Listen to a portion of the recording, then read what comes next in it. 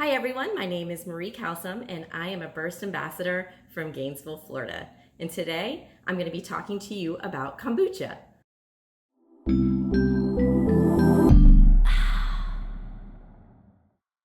For those of you who are not familiar with what kombucha is, it is simply a fermented tea beverage.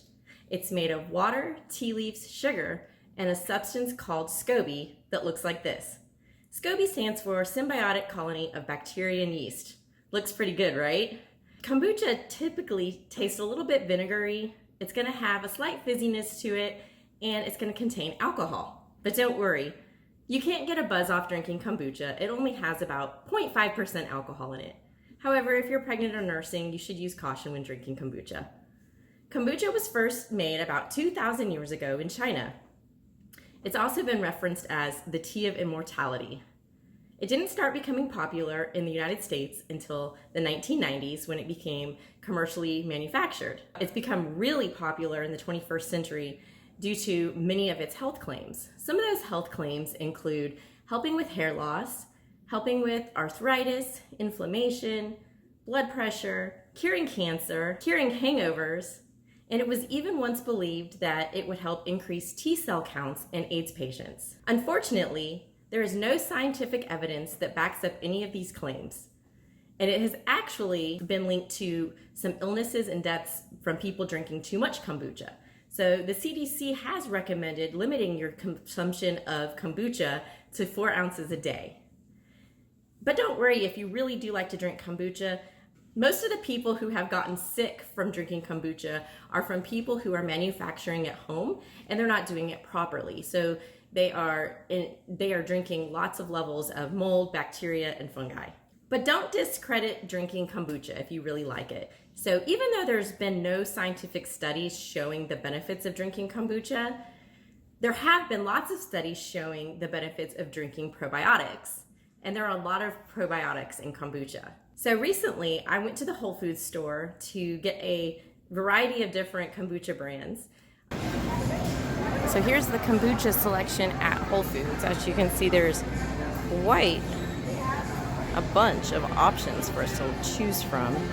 And you can even get them in, 6-packs down there, which is cool. So let's see, let's pick a few.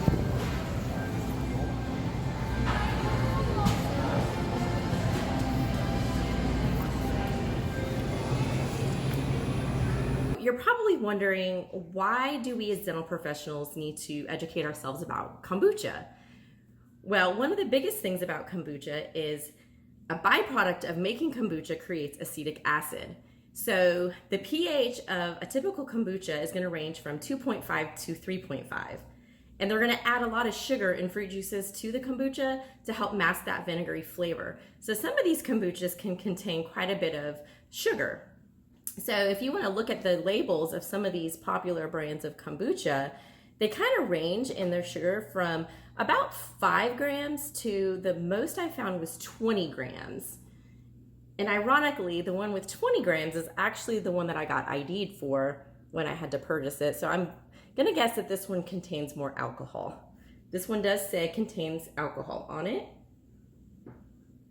And it has a little warning label on it as well.